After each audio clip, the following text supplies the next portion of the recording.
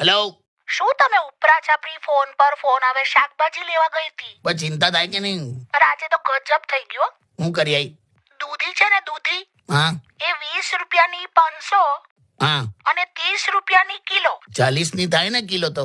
એ જ મને શાકભાજી વાળો એ જ સમજાવતો હતો કે આ કેવું છે, મોટા મોટા મોલ વાળા ખરા ને હા એ આવું કરે. અચ્છા, એટલે કે હું એની પાસેથી શીખી ગયો હું શીખ્યો. કે તમને ભલે 500 ગ્રામની જ જરૂર હોય પણ તમે લેશો કિલો જ. વાહ, ક્યાં વાત હે. પછી ત્યાં શું કર્યું? મેં કિલો લઈ લીધી. આટલું પેલા સમજાયું તોય? પણ 10 રૂપિયા બચ્યા ને. અલા પણ આજ તો માનસિકતા સમજાવતો તોય. પણ આપણે મોંઘવારી જોવાની કે નહીં? શું યાર? આ જો સોનું 1 લાખ પર ગયું, હવે કદાચ પેટ્રોલ 100 નું થશે. બસ પેટ્રોલ 100 નું થાય એટલે ત્યાં જ હેલ્મેટ કાઢીને આમ આમ ઉપર જોવાનું, જાણે આપણે સેન્ચુરી મારી હોય. પણ આ વાતને દૂધી સાથે શું લેવા દેવા? શું? આપણે મિડલ ક્લાસ છે અને મિડલ ક્લાસનો ફાયદો એ છે કે ગમે તેટલા આઈફોન લોન્ચ થાય કે પ્લેનની ટિકિટના ભાવ વધે, આપણે કોઈ લેવા દેવા નહીં.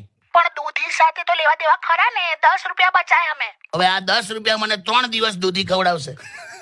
કાકા દૂધીનું શાક, દૂધીના મુઠિયા, દૂધીના થેપલા. અરે તમને અલગ ખવડાવીશ. બસ એટલે સાંજે આવો, તમને મસ્ત દૂધી બટર મસાલા ખવડાવું. બે પનીર બટર મસાલા હોય, ચીઝ બટર મસાલા હોય, દૂધી બટર મસાલા હોય જ નહીં. હેલો, હા પણ મૂકી દીધો ને. Hello way hello.